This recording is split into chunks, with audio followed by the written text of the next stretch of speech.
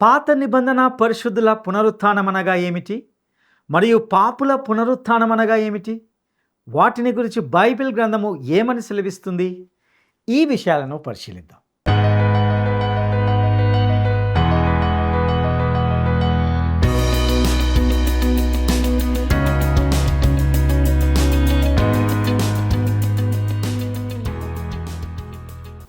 ప్రియమైన మిత్రులారా, మిమ్మల్ని అందరినీ ప్రేమధార కార్యక్రమానికి ప్రేమతో ఆహ్వానిస్తున్నాం. దేవుని మహాకృపలో మీరందరూ క్షేమంగా మరియు సంతోషంగా ఉన్నారని మేము నమ్ముచున్నాం. ఈ కార్యక్రమంలో మీ ఆధ్యాత్మిక జీవితాలకు మేలుకరంగా ఉంటున్నాయని, అందరి సత్యాలు మిమ్మల్ని బలపరుస్తున్నాయని విశ్వసిస్తున్నాం. ఈనాటి పాఠంలో రాబోయే మహాశ్రమల కాలంను గూర్చి మరియు పాత నిబంధన పరిశుద్ధులు మరియు పాపులకు సంబంధించిన పునరుత్థానంను గూర్చి తెలుసుకుంటాం. ఇక సందేశాన్ని వీక్షిద్దామా? ఊహించలేని మేలులతో నింపిన నా యేసయ్యా, నీకు నా వందనం. ఊహించలేని మేలులతో నింపిన నా యేసయ్యా, నీకు నా వందనం. వర్ణించగలనా నీ కార్యము, వివరించగలనా నీ మేలులను. వర్ణించగలనా నీ కార్యము, వివరించగలనా నీ మేలులను. ఊహించలేని మేలులతో నింపిన నా యేసయ్యా, నీకు నా వందనం. ఊహించలేని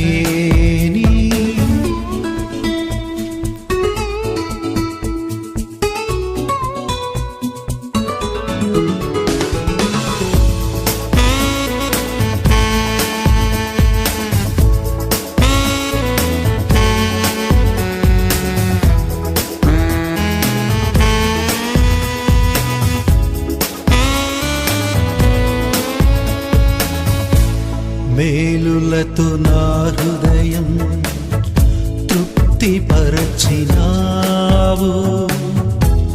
రక్షణ పాత్ర పూచి నిన్ను స్తుతియుతును. మేలులతో నా హృదయం తృప్తిపరచినావు. రక్షణ పాత్ర పూచి నిన్ను స్తుతియుతును. ఇశ్రాయేలు దేవుడా, నా రక్షకా, స్తుతియుతును నీ నామమును. ఇశ్రాయేలు దేవుడా, నా రక్షకా,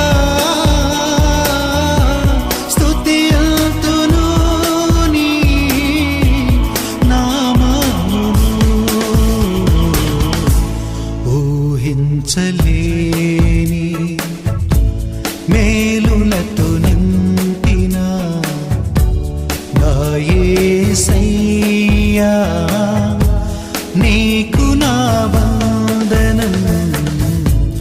ఊహించలేని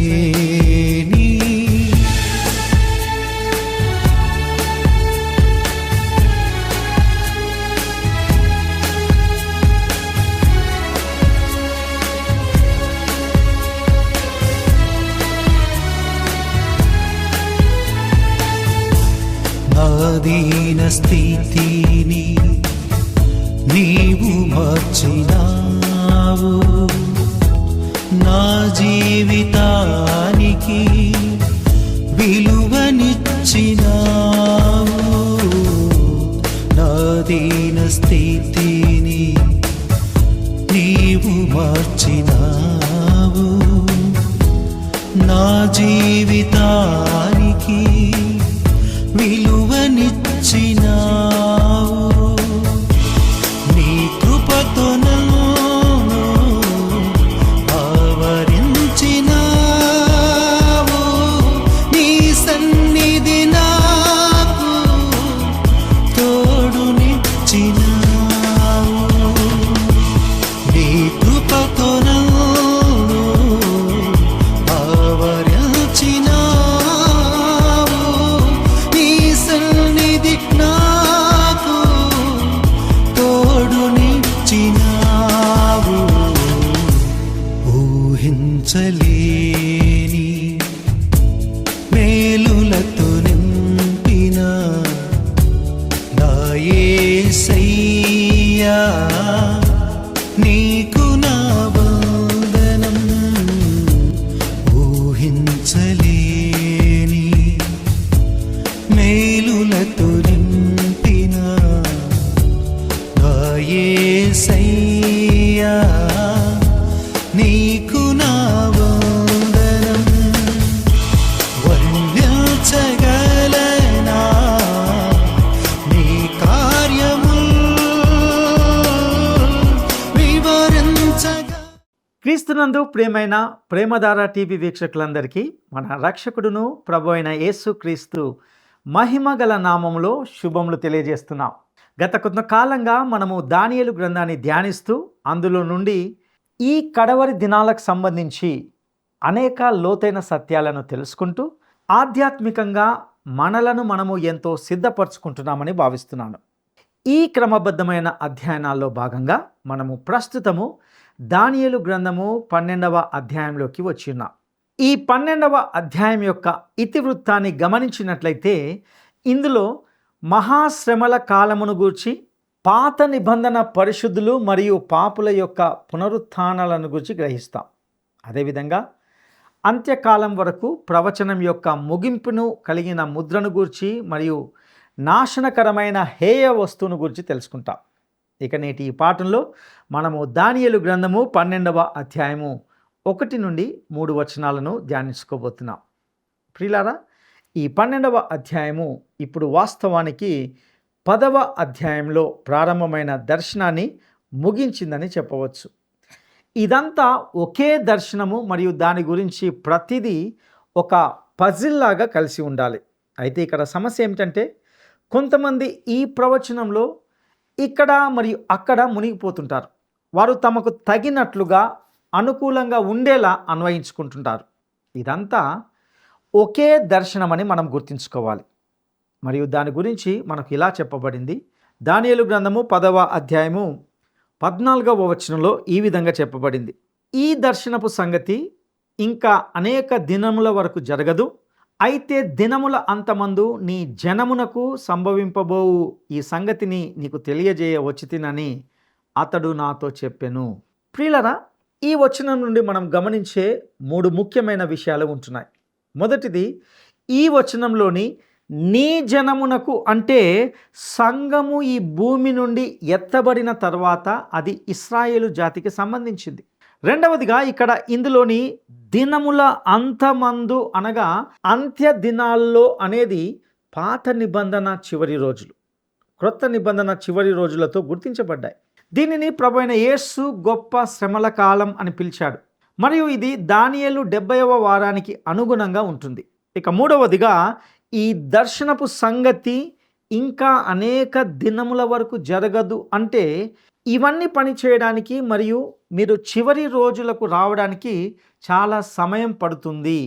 దానియేలుకు ఈ దర్శనాలు వచ్చి చాలా కాలం అయింది. వాస్తవానికి కనీసము 2500 సంవత్సరాలు గడిచిపోయాయి. మనము ఈ రోజుల కక్షలోకి వెళ్తున్నామో లేదో నాకు తెలియదు. అయితే ముందుగా సంఘము ఈ భూమి నుండి తొలగించబడాలి, అనగా ఎత్తబడాలి. అది దేవుని యొక్క కార్యక్రమంలో తదుపరి జరగబోయే సంఘటన. దానికి సంబంధించి మనకు ఎటువంటి తేదీ లేదు, దానికి మనకు ఎటువంటి సంకేతం లేదు. క్రీస్తు సంఘము ఎత్తబడుట కోసము తేదీని నిర్ణయించడానికి ప్రయత్నించే ఎవరైనా ఉన్నట్లయితే అటువంటి వారు దేవుని వాక్యంలో ఎక్కడా కనిపించని దానితో వ్యవహరిస్తున్నారని గ్రహించాలి. ఇక మనము మహాశ్రమలను గురించి తెలుసుకుందాం. అయితే ముందుగా దానియేలు గ్రంథము 12వ అధ్యాయము 1వ వచనాన్ని గమనిద్దాం. ఆ కాలమందు నీ జనుల పక్షమున నిలుచునట్టి మహా అధిపతియగు మిఖాయేలు వచ్చును. అప్పుడు నీ జనులు రాజ్యముగా కూడిన కాలము మొదలుకొని ఈ కాలం వరకు ఎన్నటికి నీ కలగనంత ఆపద కలుగును.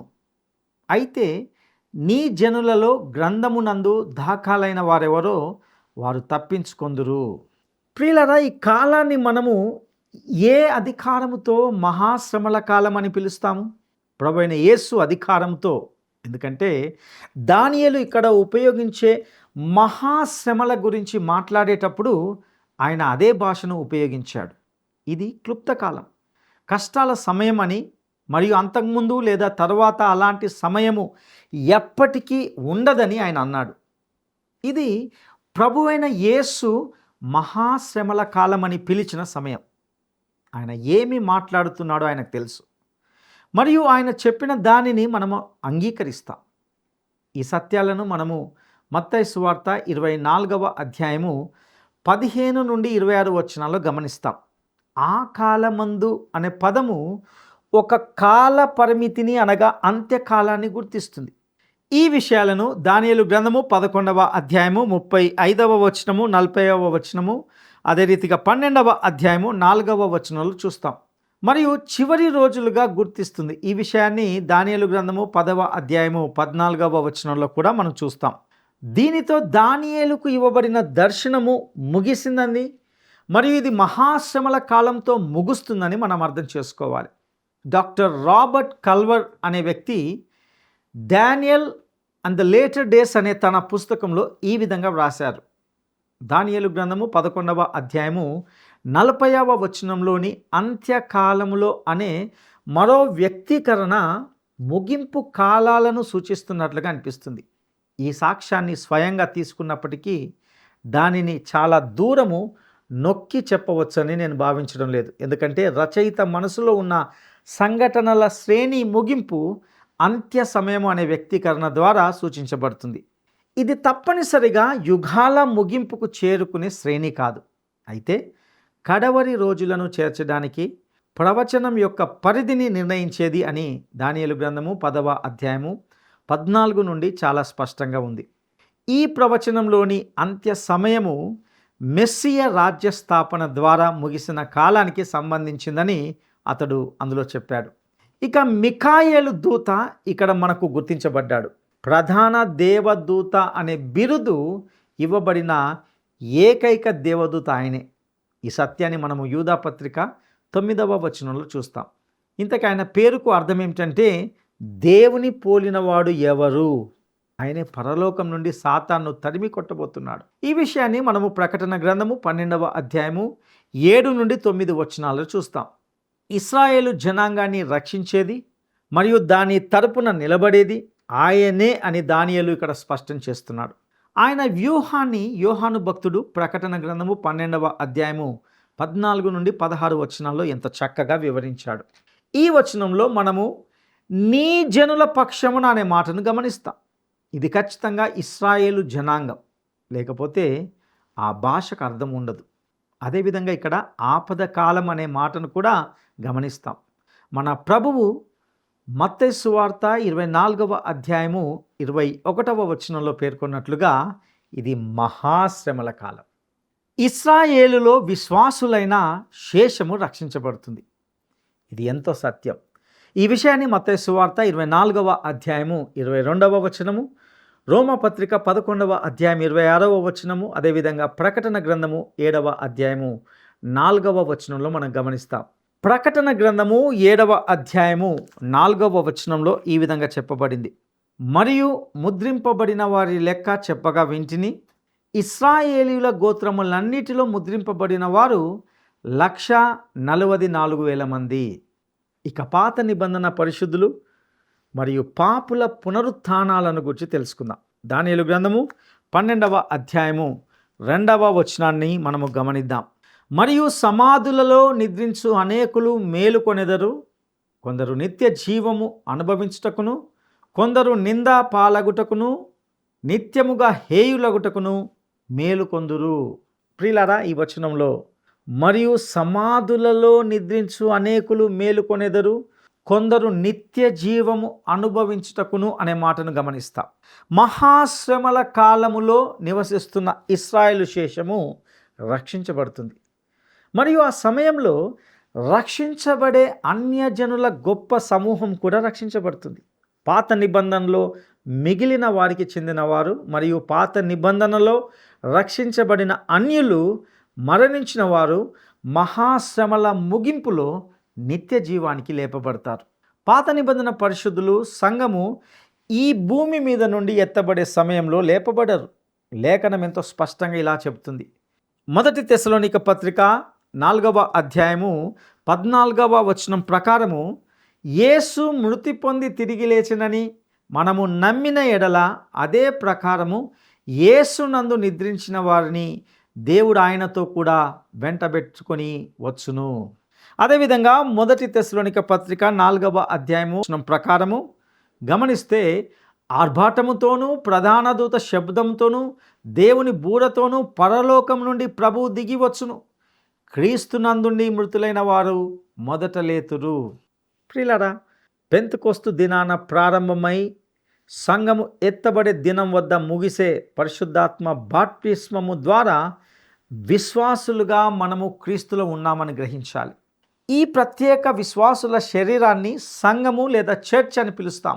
అపోస్తులైన పౌలు కొరింథీయులకు రాసిన మొదటి పత్రిక 12వ అధ్యాయము 12-13 వచనాల్లో మనకి ఇలా చెప్పబడింది. ఏలాగు శరీరము ఏకమై ఉన్నను అనేకమైన అవయవములు కలిగి ఉన్నదో, ఏలాగు శరీరం యొక్క అవయవములన్నీ అనేకములై ఉన్నను ఒక్క శరీరమై ఉన్నవో, అలాగే క్రీస్తు ఉన్నాడు. ఏలగనగా యూదులమైనను గ్రీసు దేశస్థులమైనను దాసులమైనను స్వతంత్రులమైనను మనమందరము ఒక్క శరీరంలోనికి ఒక్క ఆత్మయందే బాప్తిస్మము పొందితిమి. మనమందరము ఒక్క ఆత్మను పానము చేసిన వారమైతిమి. ప్రియులారా, ఇశ్రాయేలు జనాంగంలోని సభ్యులైన తన శిష్యులతో క్రీస్తు వారు పరిశుద్ధాత్మ ద్వారా బాప్తిస్మము పొంది విశ్వాసుల శరీరంలో అంటే సంఘములో చేర్చబడతారు లేదా ఉంచబడతారని చెప్పాడు. అపొస్తలుల కార్యములు 1వ అధ్యాయము 5వ వచనంలో ఈ విధంగా చెప్పబడింది. యోహాను నీళ్లతో బాప్తిస్మము ఇచ్చెను, కానీ కొద్ది దినములలోగా మీరు పరిశుద్ధాత్మలో బాప్తిస్మము పొందెదరనెను. ఈ భూమి మీద ఉన్నటువంటి క్రీస్తు యొక్క సంఘము లోకము నుండి ఎత్తబడినప్పుడు పాత నిబంధన యొక్క పరిశుద్ధులు ఇంకా లేపబడరు. ఎందుకంటే రాజ్యంలోకి ప్రవేశించే సమయము మహాశ్రమల కాలం ముగింపులో ఉంటుంది. ఆ సమయంలో క్రీస్తు భూమిపై తన రాజ్యాన్ని స్థాపించడానికి వస్తాడు. అప్పుడు పాత నిబంధన పరిశుద్ధులు లేపబడతారు. ఆ సమయంలో అబ్రహాము, ఇస్సాకు మరియు యాకోబు అందరూ ఈ భూమిపై రాజ్యంలోకి ప్రవేశించడానికి లేపబడతారు. అయితే వారు గనక సంఘం ఎత్తబడిన సమయంలో లేపబడినట్లయితే వారు 7 సంవత్సరాలు తమ వీణలతో అలాగే నిలబడవలసి ఉంటుంది. అది కొంచెం అసంబద్ధంగా మారుతుందని నేను భావిస్తున్నాను. అయితే వారు మహాశ్రమల ముగింపులోనే లేపబడతారని లేఖనం స్పష్టం చేస్తుంది. ఇక దానియేలు గ్రంథము 12వ అధ్యాయము 2వ వచనంలో పేర్కొన్నటువంటి మాట అనగా, కొందరు సిగ్గుపడతారు మరియు శాశ్వతమైన ధిక్కారానికి గురవుతారు అనేది పాత నిబంధనలో నశించిపోయిన వారిని సూచిస్తుంది. వారు 1000 ఏళ్ల పాలన చివరిలో గొప్ప ధవలవర్ణ సింహాసన తీర్పు కోసము లేపబడతారు. ఈ సత్యాన్ని మనము ప్రకటన గ్రంథము 20వ అధ్యాయము 11 నుండి 15 వచనాల్లో గమనిస్తాం. ఇక మనము దానియేలు గ్రంథము 12వ అధ్యాయము 3వ వచనాన్ని గమనిద్దాం. బుద్ధిమంతులైతే ఆకాశ మండలంలోని జ్యోతులను పోలిన వారై ప్రకాశించెదరు. నీతి మార్గమును అనుసరించి నడుచుకొనున్నట్లు ఎవరు అనేకులను త్రిప్పుదురో వారు నక్షత్రం వలె నిరంతరమును ప్రకాశించెదరు. ప్రియులారా, ఈ వచనం నుండి మనము అనేక ఆధ్యాత్మిక సత్యాలను నేర్చుకోవడానికి ఆస్కారం ఉంటున్నది. ఈ మహాశ్రమల చీకటి రోజుల్లో దేవుని యొక్క సేవకులు దీపాల వలె ప్రకాశిస్తారు అనేది దీనిలోని భావం. విశ్వాసులు నేడు కూడా అదే పని చేయాలి. ఫిలిప్పీ పత్రిక 2వ అధ్యాయము 14 నుండి 16 వచనాల్లో ఈ విధంగా చెప్పబడింది. మీరు మూర్ఖమైన వక్రజనము మధ్య నిరపరాధులను, నిష్కలంకులను, అనింద్యులనైన దేవుని కుమారులగునట్లు సనుగులను, సంశయములను మాని సమస్త కార్యములను చేయుడి. అట్టి జనము మధ్యను మీరు జీవవాక్యమును చేతపట్టుకొని లోకమందు జ్యోతుల వలె కనబడుచున్నారు. ఆ రోజు శేషించిన వారు లోకములో దేవుని సాక్షిగా ఉంటారు, మరియు వారు అనేకులను నీతిమంతులుగా మారుస్తారు. ఆ నీతి క్రీస్తు, దేవునికి ఆమోదయోగ్యమైన ఏకైక నీతి. ప్రియులారా, మన నీతి మురికి గుడ్డల వలె ఉంటుంది. యెషయా గ్రంథము 64వ అధ్యాయము 6వ వచనంలో ఎంతో స్పష్టంగా ఈ విధంగా చెప్పబడింది. మేమందరము అపవిత్రుల వంటి వారమైతిమి, మా నీతి క్రియలన్నీ మురికి గుడ్డ వలె నాయను. మేమందరము ఆకు వలె వాడిపోతిమి, గాలివాన కొట్టుకొని పోనట్లుగా మా దోషములు మమ్మను కొట్టుకొని పోయెను. ప్రియులారా, దేవుని దృష్టిలో మనము ఎంత మాత్రము నీతిమంతులం కానే కాదు. ఎల్లప్పుడూ మనము చాలా మంచి వాళ్ళమని అనుకుంటుంటాం.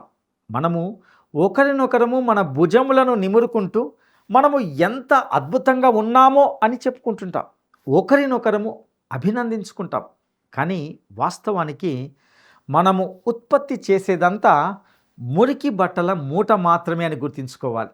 ప్రియులారా, దేవుడు మన స్వంత పనులను, భక్తి కార్యాలను, దాన ధర్మాలను పరలోకానికి ఒక మాధ్యమంగా భావించి ఇవి మనలను అక్కడికి తీసుకువెళ్తాయని నమ్మి చేస్తే మాత్రము దేవుడు ఏ మాత్రము అంగీకరించడం లేదని గ్రహించాలి. ఆయన కేవలము క్రీస్తు నీతిని మాత్రమే అంగీకరిస్తున్నాడు, మరియు అది విశ్వాసం ద్వారా మాత్రమే అందించబడుతుంది. ఎఫెసీ పత్రిక 2వ అధ్యాయము 8-9 వచనాలలో ఈ విధంగా స్పష్టంగా చెప్పబడింది. మీరు విశ్వాసము ద్వారా కృపచేతనే రక్షింపబడి ఉన్నారు. ఇది మీ వలన కలిగినది కాదు, దేవుని వరమే. అది క్రియల వలన కలిగినది కాదు గనుక ఎవడును అతిశయ పడవీలు లేదు. నా ప్రియ సహోదరుడా, సహోదరి, ఇంతవరకు దానియేలు గ్రంథ ధ్యానాల ద్వారా ఎన్నో విలువైన సత్యాలను తెలుసుకుంటూ వచ్చాం. కడవరి దినాలకు సంబంధించి ఎన్నో హెచ్చరికలతో కూడిన విషయాలను దేవుడు మనకు తెలియజేస్తూ వచ్చాడు. నేటి సంఘానికి ఉన్నటువంటి ఒక గొప్ప ఆధిక్యత ఏమిటంటే, సంఘము మహాశ్రమల కాలం గుండా వెళ్ళదు. మహాశ్రమల కాలానికి ముందుగానే క్రీస్తు యొక్క శరీరంగా పిలువబడుచున్న ఈ సంఘము, అనగా సార్వత్రిక సంఘము, విశ్వాసుల గుంపు ఎత్తబడుతుంది. అది ఎప్పుడు అనేది ఎవరికీ తెలియదు, అయితే అది ఎంతో త్వరలో అని చెప్పగలం. ఈ గ్రంథంలో చెప్పబడిన ప్రవచనాత్మక సత్యాలు నెరవేరుతూ అతి సమీపంగా ఆ కాలము ఉందని తెలియజేస్తున్నాయి. అయితే నీవు ఆ ఎత్తబడే సంఘపు గుంపులో ఉంటావనే నిశ్చయత నీకుంటున్నదా? నీవు రక్షించబడ్డావా? నీకు రక్షణ అవసరత ఉందని గ్రహించావా? ఈ లోకంలో ప్రతి వ్యక్తి జన్మ పాపి, ఇందులో ఎటువంటి సందేహం లేదు. ప్రతి పాపికి రక్షణ, రక్షకుడు అవసరం. రక్షకుడు లేకుండా రక్షణ కొరకు ప్రయత్నిస్తే అది కేవలము వ్యర్థము. మనము స్వంతగా చేసే ప్రయత్నము అనగా మన భక్తి, మన నీతి, మన మంచి క్రియలు, ఇవన్నీ దేవుని ప్రమేయం లేకుండా చేసేవన్నీ కూడా దేవుని యొక్క దృష్టికి మురికి గుడ్డల వలె ఉంటున్నాయి. మనకు అనగా నీకు, నాకు, ప్రతి ఒక్కరికి పరిశుద్ధుడైన క్రీస్తు యొక్క నీతి అవసరమై ఉన్నది. ఆయన యొద్దకు వచ్చి నీవు పాపివని ఒప్పుకొని ఆయనను నీ రక్షకునిగా అంగీకరిస్తే ఆయన నీతి నిన్ను కప్పుతుంది. దేవుడు నిన్ను తన కుమారునిగా, కుమార్తెగా అంగీకరిస్తాడు. అట్టి కృప దేవుడు నీకు దయచేయనుగాక. దైవాశీస్సులు. ప్రార్థన చేసుకుందాం. మహాపరిశుద్ధుడా, నమ్మదగిన దేవా, మీ దయగల పాదాలకు వందనాలు, స్తుతులు చెల్లిస్తుంటున్నాం. ప్రభువా, నీ ప్రియకుమారుడు మా రక్షకుడైన యేసు క్రీస్తును బట్టి మేము పొంది ఉన్న, కలిగి ఉన్న సకల ఆశీర్వాదాలకై నీకు వందనాలు చెల్లిస్తుంటున్నాం. ప్రభువా, ప్రత్యేకంగా గత కొన్ని రోజులుగా మీరు దానియేలు గ్రంథము నుండి మాట్లాడుతున్న ప్రతి సత్యానికై నీకు వందనాలు చెల్లిస్తుంటున్నాం. అవును ప్రభువా, ప్రతి ప్రవచనము, ప్రతి మాట, ప్రతి వాక్యము మీరు మాకు హెచ్చరికగా, మాకు జ్ఞాపకం చేస్తూ వస్తున్న విధానానికే నీకు వందనాలు. నీ గ్రంథంలో పేర్కొనబడిన ఏ సత్యము కూడా వృధా కాలేదు. అది అక్షరాల నెరవేరబడింది, నెరవేర్చబడబోతుంది. ప్రభువా, ఇది సత్యము. ముఖ్యంగా ప్రభువా, ఈ లోకంలో ప్రభువా మేము పరలోకానికి వెళ్ళడానికి మా సొంత ప్రయత్నాలు చేస్తూ పరలోకానికి చేర్చడానికి మేము ప్రయాసపడుతున్నాం.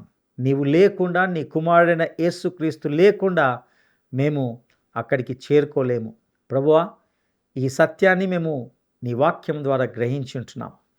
మేము మా భక్తి కార్యాల ద్వారా, దాన ధర్మాల ద్వారా, మంచి క్రియల ద్వారా ప్రభువా నిన్ను మెప్పించడానికి ప్రయత్నిస్తే అవి నీ దృష్టికి కేవలము నీతి మంతులుగా కాకుండా ప్రభువా అవి కేవలము మురికి గుడ్డలుగా ఉంటాయని మేము నేర్చుకున్నాం. ఈ లోకంలో మానవుడు స్వతహాగా తన సొంత జ్ఞానముతో, సొంత ప్రయత్నముతో స్వర్గానికి చేరడానికి, పరలోకాన్ని పొందడానికి, నిత్యరాజ్యాన్ని సంపాదించుకోవడానికి శతవిధాల ప్రయత్నిస్తున్నాడు. కానీ ప్రభువా, అవేవి కూడా మమ్మల్ని పరలోకానికి చేర్చవనే సత్యాన్ని నీ వాక్యం ఎంతో స్పష్టంగా తెలియజేస్తుంది. పరలోకానికి వెళ్ళడానికి ఏకైక మార్గము నీ ప్రియకుమారుడైన యేసుక్రీస్తు మాత్రమే. ఆయన కల్వరి శిలువలో మా కొరకు చేసిన ఆ కల్వరి యాగాన్ని మేము అంగీకరించి క్రీస్తు యొక్క రక్తంలో కడిగబడితేనే ప్రభువా మేము పరలోకానికి చేర్చబడతామని నీ వాక్యము సెలవిస్తుంది. ఈ వాక్యం విన్న ప్రతి వ్యక్తితో మీరు మాట్లాడవలసిందిగా ప్రార్థిస్తుంటున్నాం. పరిశుద్ధాత్మ దేవుడా, నీ యొక్క కార్యాన్ని వారి జీవితంలో చేయవలసిందిగా ప్రార్థిస్తుంటున్నాం. ఈ ప్రత్యేక సమయంలో నీ వాక్యాన్ని వింటున్న ప్రతి వ్యక్తితో మీరు మాట్లాడండి. వారి జీవితంలో ఒక గొప్ప కార్యం చేయండి. ప్రభువా, నీ కుమారుడైన యేసుక్రీస్తు రక్తంలో వారి యొక్క పాపపు బ్రతుకులను, పాపపు జీవితాలను ఒప్పుకొని కడగబడుటకు నీ కృప దయచేయవలసిందిగా ప్రార్థిస్తూ నీకే సమస్త ఘనత, మహిమ, ప్రభావములు ఆరోపిస్తూ మా రక్షకుడును ప్రభువైన యేసుక్రీస్తు గొప్ప నామములో అడిగి స్తుతించి వేడుకుంటున్నాము తండ్రి. ఆమెన్.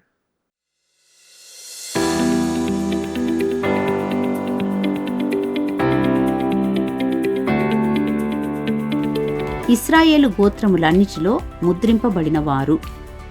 ఇశ్రాయేలు గోత్రములన్నిటిలో ముద్రింపబడిన వారు: 1 1,440 మంది, 2 1,44 మంది, 3 1,44,000 మంది. ఈ ప్రశ్నకు సరైన జవాబును ఈ వాట్సాప్ నంబర్కు పంపండి. మా వాట్సాప్ నంబర్ 9399952570. స్నేహితులారా, నేటి కార్యక్రమం మీ ఆధ్యాత్మిక జీవితాలకు ఆశీర్వాదకరంగా ఉందా? దేవుడు మీతో వ్యక్తిగతంగా మాట్లాడుతున్నాడా? దానియేలు గ్రంథ అధ్యయనాలకు సంబంధించి లేదా మీ వ్యక్తిగత కుటుంబ జీవితాలకు సంబంధించి మీకు ఏవైనా ప్రశ్నలు కానీ, లేక సందేహాలు కానీ, లేక ప్రార్థనా మనవులు కానీ ఉంటే క్రింద ఇవ్వబడిన ఫోన్ నంబర్ ద్వారా మమ్మల్ని తప్పకుండా సంప్రదిస్తారని, మీ అభిప్రాయాలను, మీరు పొందిన మేలులను మాతో పంచుకుంటారని ఆశిస్తున్నాం. దేవుని సన్నిధి మీకు తోడయుండునుగాక. ఆమేన్. ఈ కార్యక్రమం మీకు నచ్చిందా? అయితే వెంటనే మిస్డ్ కాల్ ఇవ్వండి. బహుమతి పొందే విజేత మీరే కావచ్చు.